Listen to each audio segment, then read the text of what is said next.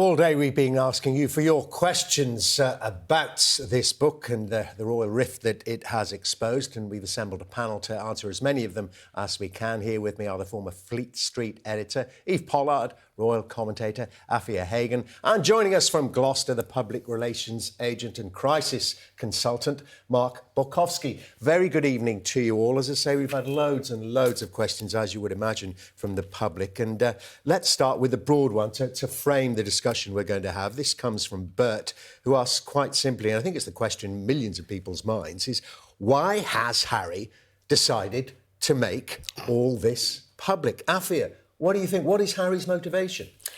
I think Prince Harry wants to tell his side of the story. I think he feels for so long he hasn't been able to do that, and that certain members of the press perhaps have had their opportunity to tell their side of his story, and this is his opportunity to have his say, to control the narrative and to tell his side of the story. I simply think that's what he wants to do, and that's what he is doing. And at this point, I don't think he's really that bothered about the consequences. No, he doesn't seem... I mean, it seems warts and all as well. I mean, even if you do tell your side of the story, sometimes you're aware of the sensibilities of the people you're talking about, particularly if they're close family. Well, you would think so. I possibly think he's doing this to make $20 million.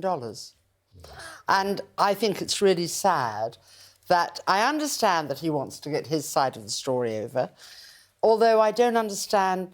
He hates the invasion of his privacy and his wife's privacy, and I understand that, but he's invading everybody else's privacy. And, of course, he is invading himself. He's telling us things about Harry that we didn't necessarily want to know about. We used to love Harry. Do you remember the old days? He was the most popular royal of all. And now we get Netflix, very interesting, the documentaries. Now we've got the book. Now there may be more. We want to see them fulfilling their lives happily. I can't believe this is the answer. Well, plenty of people still do love him, of course, and even more might be attracted to him because of the way he's handling all this, which we will discuss during the course of this panel. Mark Borkowski, what do you think? Just the big broad question. Why? The motivation? Why has he written this book? I think he's right. It is obviously about money. It's also about power. It's about status. He and his wife are on a mission for their foundation. They feel that they can do some good. They're appealing to the values of a younger generation who perhaps accept the history of the royal family through the lens of Netflix and The Crown rather than the history book. But more importantly, I think what we're seeing here is a wounded individual. I mean, this is a man who hasn't had an easy life. He lost his mother. That wounded him, and he's weaponized that wound.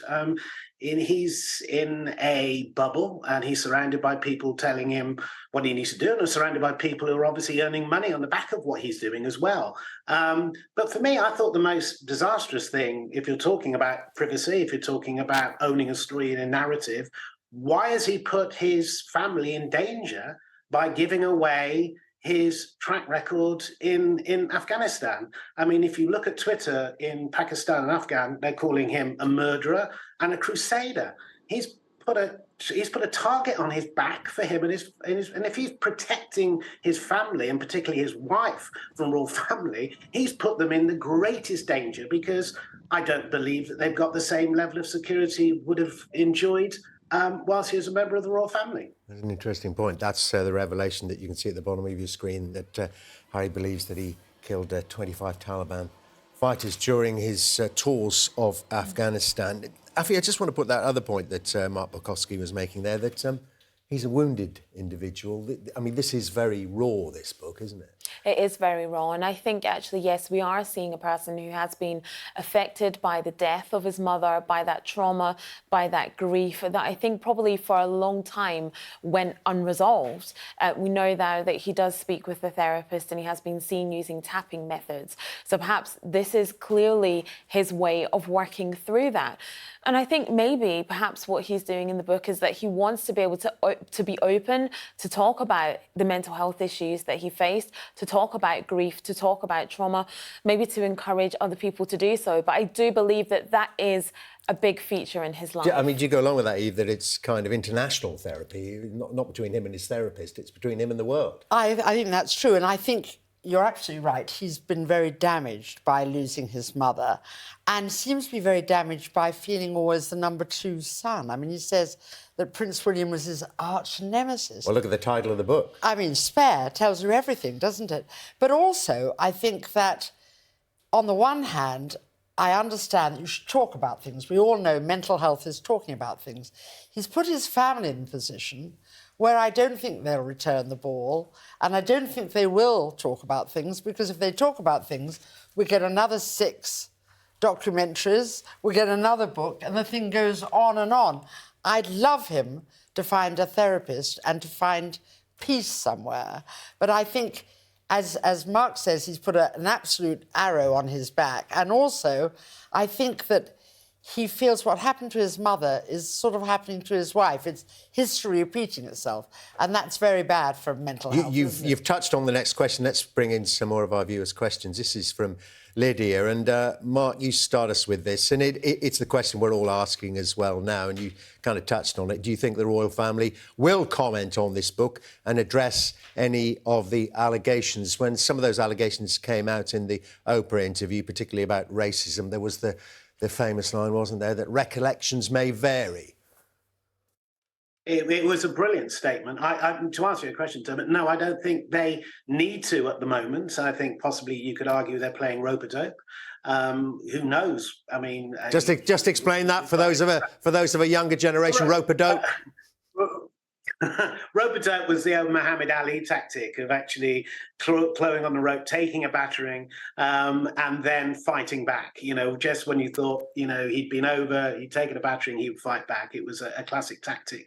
I think that they're very elegant, and certainly in the Queen's reign, they were very elegant in terms of, and I remember that statement saying that, you know, the recollections vary, but Harry and Meghan and Archie will always be loved members of the royal family. They're very graceful in terms of dealing with it and in a way reflecting. They haven't yet answered allegations regarding some of the accusations that they have been briefing against him. They've been silent.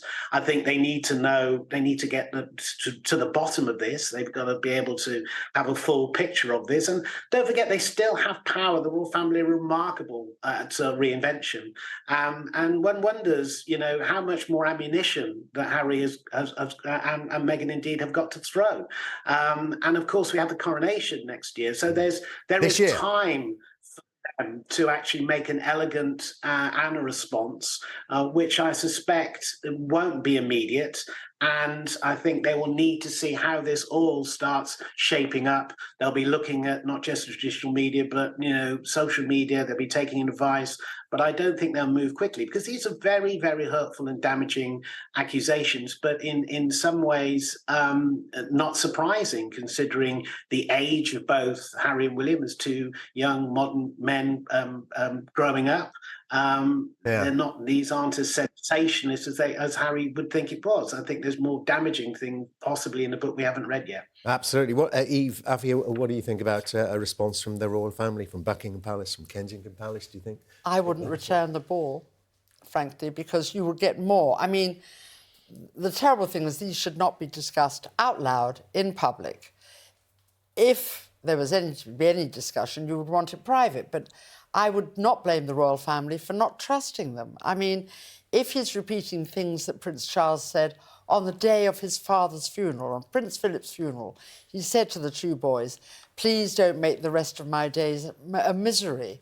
I mean, that's a terrible thing to say. That really rings true, though, doesn't it, as well? It really does ring true. And this terrible thing that, you know, we've had the Queen sadly died, Prince Philip sadly died. They could have been alive to hear all this. And for people of their generation, it's a terrible shock. The idea that these 2 boys, who we used to think were together in this very, very terribly tragic situation of losing a mother and being in the public eye and walking behind the coffin, and the idea that they're now saying they don't get on, that one of them is the arch nemesis. The fact that they had a physical falling out probably amuses quite a lot of people, because in a lot of families, that does happen from time to time. Yeah. I don't agree with physical No, violence of course. at any stage. Fairly common. But it's tragic. What do you think, Afia?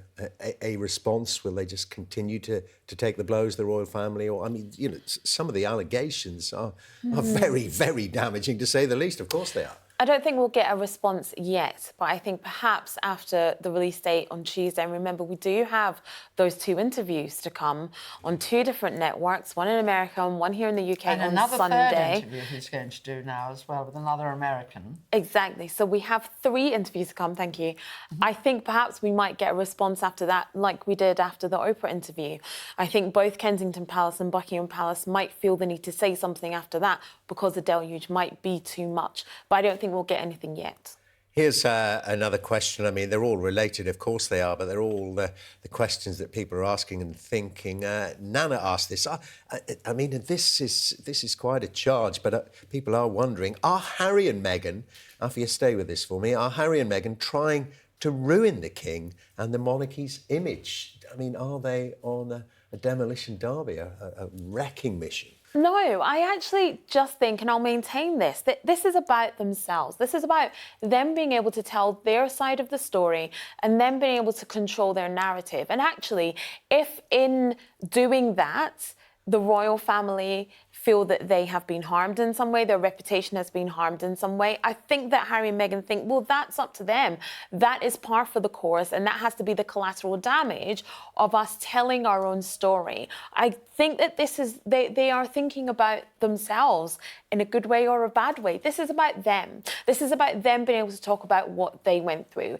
That's what this is about. And I actually think, yes, they think that if the royal family's reputation is damaged, well, that's what has to happen. But I also think that, especially when it comes to Prince Harry, that part of this is because there hasn't been a reconciliation. So they're like, OK, let us talk about what happened, and hopefully that might build a bridge. Do you think so? I mean, you know, it just seems to get worse and worse. Particularly, It does. Particularly the allegations about arch nemesis. You know, Exactly, it does get worse and worse. I mean, adversity. Let's face it, in all families, there are 2 or 3 generations. Everybody's got their story. You know, the grandfather who fought in the war, the next lot who are the baby boomers, and now your younger lot. You've all got different stories to tell. You've all got to, and I think we spend our whole life in a loving way, tap dance between them. So I know I say things sometimes, and my daughter, who may be well known to you, will say, Mum, you can't say that. And I say, this is what I mean when I say that. But I don't mean it in a bad way. I mean, this is how my generation may look at it.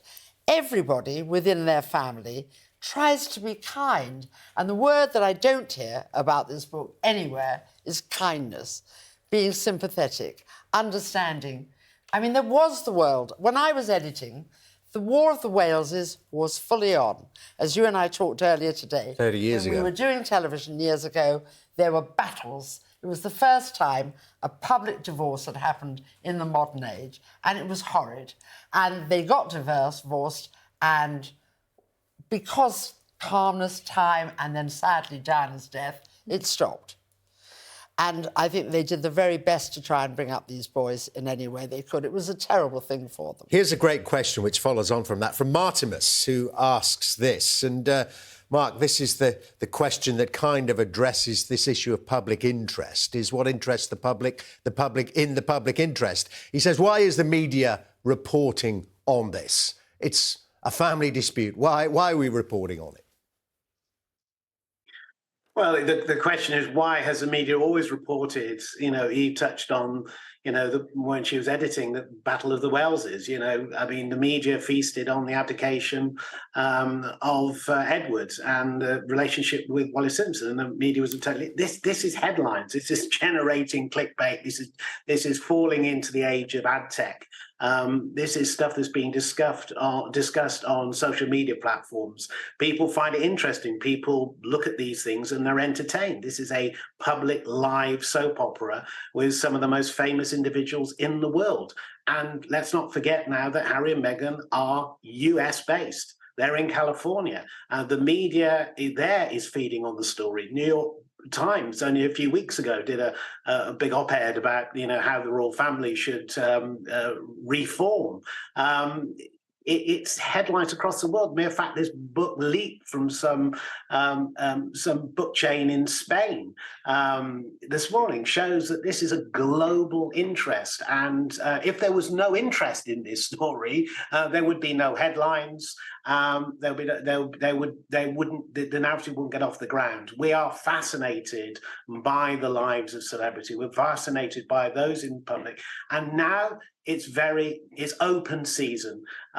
It is now the age of social media where tidbits and half-truths, truths, conspiracy theories, flowers, and that's why we're in the age of where data rules, and of course people are making a lot of money out of the interest in all these stories that are feeding into every news feed that we get on our device, or even those who still hang on to analog media.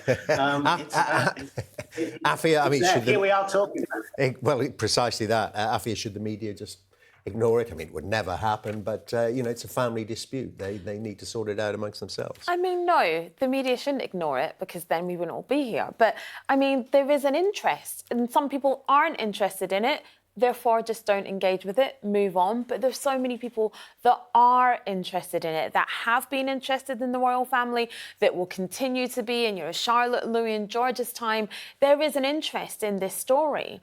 And like the other guest was saying, yes, Harry and Meghan are now US-based, they're in Hollywood. And there's a major interest in that as well. Whether we like it or not, this is our royal family. These are, the sort of American arm of it. So we have that mix of the Hollywoodness and the Britishness and the culture clash that comes with that. So many people are interested, have been and will continue to be. So the media needs to report. But does it go beyond that as well, Eve? I mean, this is an institution, a centuries-old institution. I think one of the great problems, possibly, if you go back to the very beginning of this couple, who were adored. I covered that wedding. There was adoration, there was love for Meghan, there was delight that she was joining the royal family. There's a difference between celebrity and royalty. And that's the difference. If you're a celebrity, you have a wonderful man like Mark who tells you what to do, where to go, how to say it, how not to say it, when to vanish, or when to look wonderful. If you're the royal family, you just carry on. Trooping the Colour will come, Ascot will come, the coronation will come, and probably it will just carry on until, frankly, this story will become, like all stories, a bit boring. And if they don't relate to one another, there will be no more stories to write. We're already getting stories from way back in time. Frankly, 4 years' time, we won't be discussing Harry and Meghan. We'll discuss who George is going out with. I mean, that's what happens in the royal family. It always takes over. I can remember going to the Highland Games, watching the Queen and Prince Philip come in, polite applause, Queen Mother coming in with Princess Margaret, polite applause, Charles and Diana come in, and the place went bananas because they were new, they were fresh, they were young. This is life. All too much for you, Mark? Hope not. I don't think he knew he was in shock. I'm weeping, Dermot. I'm weeping at the whole debacle. Well, that might be happening in some of the royal palaces at the moment with some of these revelations, mightn't it? So, listen, now we've got you there, Mark. Let me put Ross's question to you. Will this not actually deepen the current rift within the family? If the intention, as we hear from the Harry and Meghan side, is to say, well, we want a reconciliation, we want discussions out in the open, the revelations are driving the other members of the family further apart, aren't they? Well, I think that, I think Eve touched on it earlier, I think that this is a family issue. And I think a lot of people in this country and across the world will have family disputes, some of which are very painful and some of which last for many years. I think the royal family would rather have Harry and Meghan in the camp than outside the camp. Let's not forget, this is about making the royal family relevant as an institution in 10 or 20 or 30 years' time. To a certain extent, it's going through a transitional period. The boomers, are passing, and a younger generation who embrace many of the ideas that Harry and Meghan purport, on ecology and mental health and whatever. It is important for that generation to get that, and that's why they had such a compelling. They were called the Fab Four. Meghan, Harry, Kate, and William. It was a dream ticket for revolutionising the royal family for the future. All that has gone now, and this self-determination for this group of people to create some sort of foundation that has its own power, has its own, situation in America is what they're driving for. That's why they're not listening to any sense. But the royal family have got an issue going forward, maybe not immediately, but they do have to think about how they gently modernize, because the royal family doesn't do anything in a hurry. They're very considered. But this is an issue that there are many parts of the world who will be looking at Harry and Meghan and not understanding exactly why they can't be embraced, why all this pomp and circumstance and protocol is not allowing two young people to live their life. And that there will be a lot of attention now on the generations to follow, particularly the family of Kate and William, and more pressure on them. Well, that's the point. So this is a difficult time. Yeah, I want to ask more about Kate and William. I mean, Afi, what do you think the reaction is? These revelations that there was a physical assault, an alleged assault by Prince William on Prince Harry, pushed him over, landed in a dog bowl, ripped his necklace. And then, of course, before that, back in, 2005, was their advice to go to a fancy dress party in a Nazi uniform. And then we also had the revelations in the Harry and Meghan documentary about the Sandringham summit, where William was screaming in Harry's face. Look, there's long been rumours about the tempers of both King Charles and of Prince William. I think it would be safe to say that Prince William this evening is probably pretty furious, probably fuming that this has come out in this way. I don't think he's very happy at all. I don't think anybody in Kensington Palace or Buckingham Palace will be happy about anything that is coming out of this book. So it would be safe to say that Prince William, again, probably furious. So, Eve, back to the question, will this not just deepen the rift rather than push it towards a reconciliation? I mean, both sides need to want to get back together. But I don't think both sides do want to get back together. Yeah. And I don't think both sides will get back together. And I absolutely understand what Mark says, that there are young people who believe in some of the ideas about mental health, and the Fab Four were a very exciting thing. So I'm afraid Kate and William will have to become the Fab too. I think that you will see, for example, she's doing this brilliant thing about young children in the early years, which is very, very important. He may well take on many of the mental, and he does take on many of the sort of problems about mental health himself, and he'll have to do it in a bigger way. Remember, he is going to be king. He is going to have it all, which is one of the feelings you think Harry most disliked about the whole situation, that he wasn't going to have it all. And I think they may change the way they do things. They may get other people in the royal family to help. But I think that will happen. I think they will have to adapt. They'll be furious tonight. They'll be hurt tonight. There'll be tears tonight. That would not surprise me. But like many, many families, they will say, how can we stop this hurt? And by trying to talk to one another, if they feel that any conversation they have may come out in a future book, why would you risk it? But, I mean, there's one issue with that, isn't there? Mark Bocossi on that, the thought occurs, if they do, and if you agree with that, might be the strategy, that they carry on, they cut them adrift altogether and let them do whatever they want to do. Well, then, the United States belongs to Harry and Meghan, the most powerful country in the world, the most powerful cultural influences in the world. I mean, could you imagine a William and Kate royal tour to the United States? I mean, wow, you'd keep an eye on those crowds. They'd be split down the middle.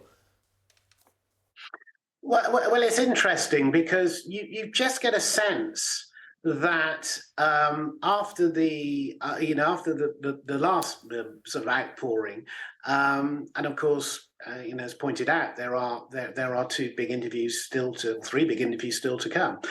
But you just get a feeling that America is getting a little bit bored with it, and some of the A-listers that they depend on are slightly distancing themselves. That is the feedback I'm getting, that they don't like this destructive sort of regime that they're on, this unrelenting battle, this weaponizing the wound, which I touched on earlier.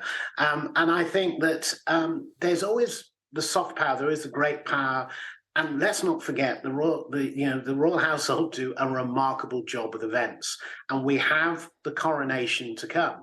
It'll be interesting to see whether or not Harry comes, whether he pledges allegiance to his father, and therefore does he lose the power because of that? He'll want to be there because he's conditioned to be part of the firm, the royal family, and I think this has always been the struggle for him. Being as he wants to do more, but I wouldn't write any obituaries at the moment for the Americans. You know, I do quite a bit of commentary in America, and there seems to be a lot of sympathy to the royal family through this time.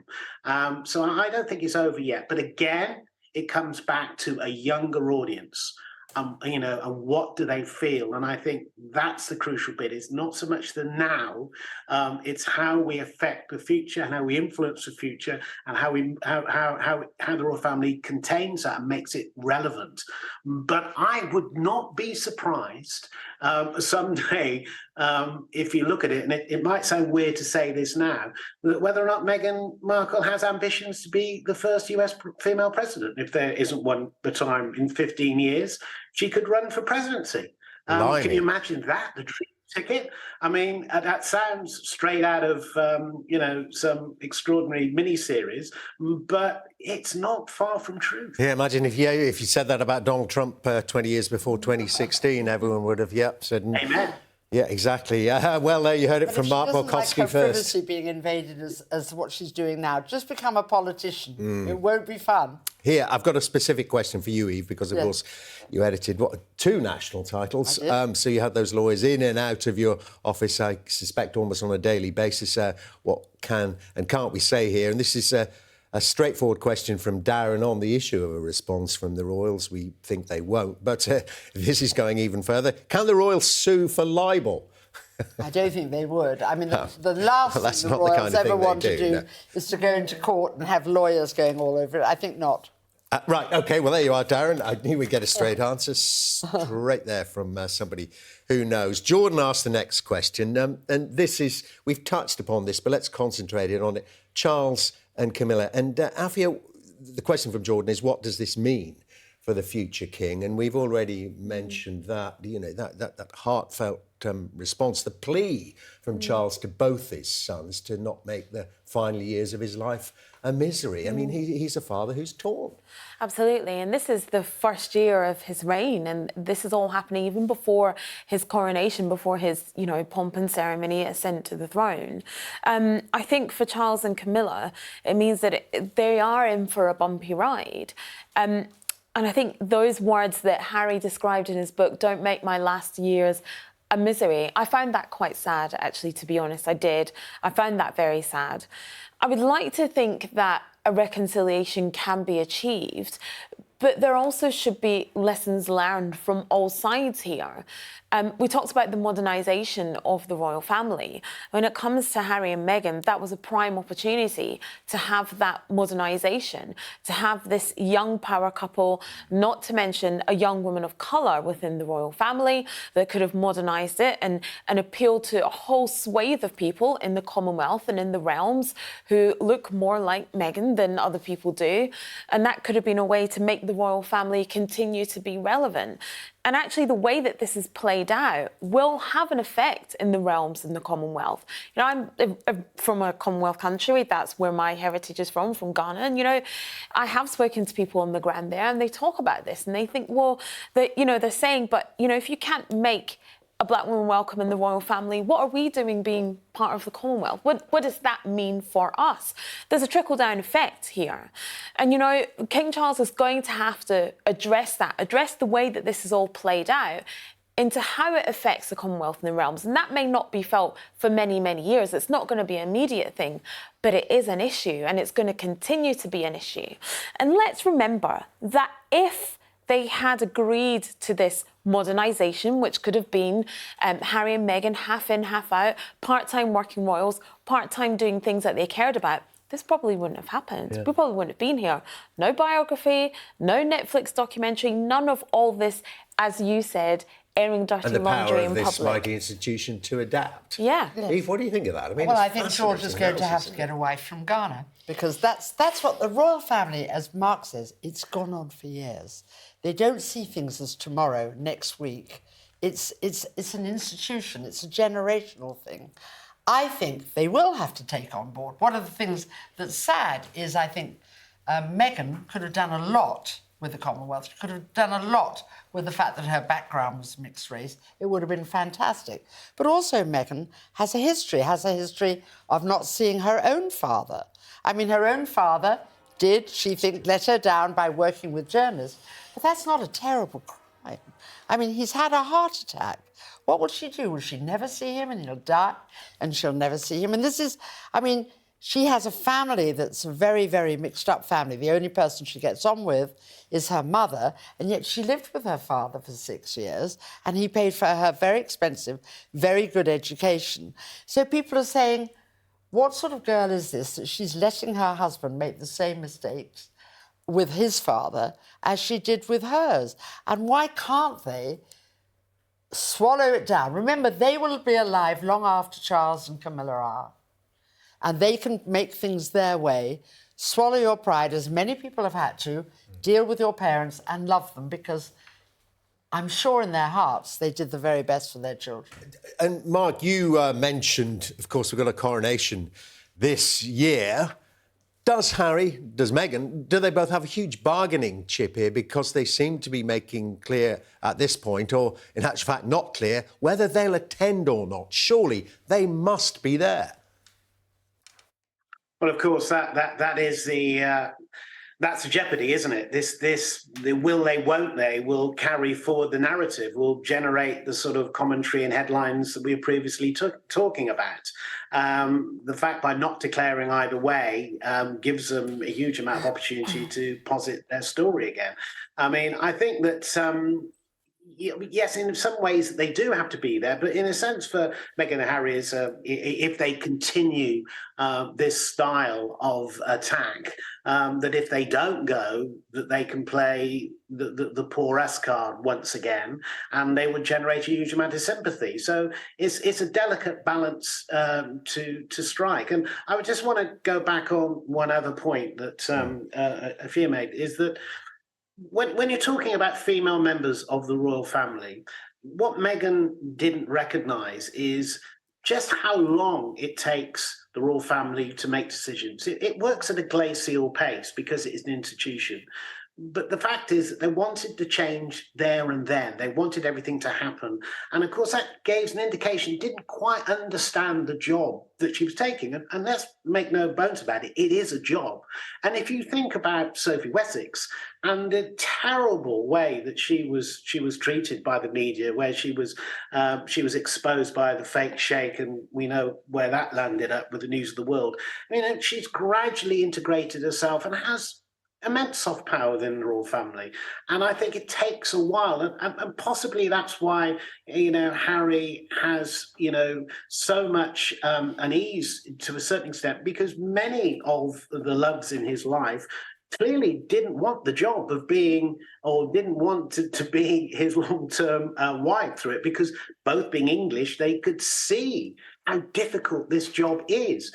And it is difficult. It isn't glamorous. It's not some Disney-esque sort of job. You are turning up on a cold winter's day in Kettering to open up a health centre, and you have to take priorities. But they wanted that change immediately, and that isn't going to happen. And we see that around us a lot, where people are demanding change fast. And many big institutions, not just royal family, cannot change as quickly as people expect them to do. And it's a real problem, because they attract really negative PR, because they can't change at that speed.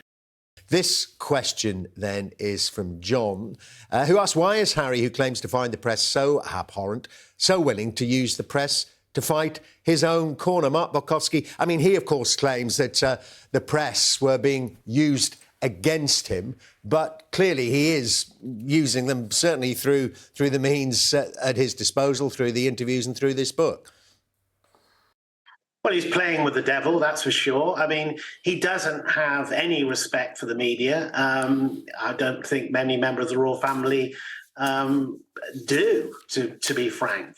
But they have their supporters. They have the people that they trust. They can filter them out through those sort of people. There's always sort of, contradictions in terms of what their output is. But they just throw it out there. I mean, it's like chucking a hand grenade into a room and seeing what happens. It doesn't feel tactical. It's feeling desperate, and I don't think they're blessed with a critical voice. What every organisation needs, someone to sense check what they want. They just want to get on with it and do it their way. And I think they've had issues. There's now a very wise soul stepping into the foundation, an old journalist that I know who's a very accomplished PR now. Tim Burt, I think he's going to be giving them some help. He's certainly a very clever individual from a very from a good background. So, but you've got to listen, and I think that if you are a publisher and you've spent a lot of money on this book, which they have, they want to get as many sales as possible, and to do that, you need to use the media, and that's what's going on here. I don't think this leak is planned. It's not a publicity stunt. This is a bit of a cock-up, but it needs a lot of publicity because also this book hasn't been released. At the normal time, you'd release a book in that key October period running up to Christmas to capture those Christmas sales. It's away from that. It's got its own room, probably putting some distance away from the death of the Queen, admittedly, but this is going to sail to the top of the bestsellers list. And that, again, is driven by the power of PR, the power of the noise that's being created, signal itself. Listen, we're nearly out of time. Eve, just give us the view from the coalface as a former editor yourself, and you talked about the War of the Waleses 30 years ago and more. I mean, it's quite a murky world there, isn't it? Both sides brief, and they brief through sources. Your phone rings and somebody tells you something. That was a strange and a short interlude, but it was very, very difficult, and there were PRs on both sides. And, of course, you get information when you're an editor or a newspaper person from the butcher, from the candlestick maker, from everybody. But it did come to an end because they did ratify a separation, then a divorce, and then life carried on until, sadly, Princess Diana died so tragically. My feeling is the royal family are cleverer than that now, and they're more aware of the fact that there will be lots of people who feel very sympathetic to Harry and Meghan. There will be many, many, many. I mean, even in America, they're saying the Americans are getting bored by the wine. They say they're living in this beautiful house. If you've ever been to where they live, I mean, I'd like to live in that area. It's stunning. They're surrounded by, as Mark says, very, very posh Americans, successful Americans, who are worried about the battle they're having all across, there's blood across the newspapers. We're nearly out of time. You can't keep on doing this. I just want to hear from Afia on that. There's that conundrum, isn't there?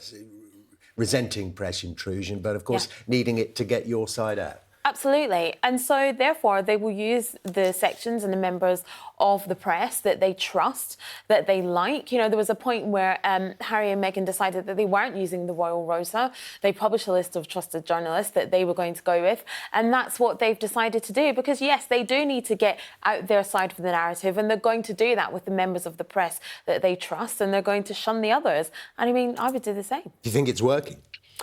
Do I think it's working? That's a big question. They're getting their narrative out there, aren't they? They're getting the publicity, and they're always going to be prepared for the negative press because that always comes part and parcel with them when they talk about it. Whether it's working, let's see on Tuesday where the book ends up on the bestseller chart. Well, listen, we are out of time. We've covered a lot of ground. There's an awful lot more to discuss. Maybe we'll come back when the book is formally released. Eve Pollard, Afia Hagan, Mark Bulkowski, thank you all very, very much indeed for your input.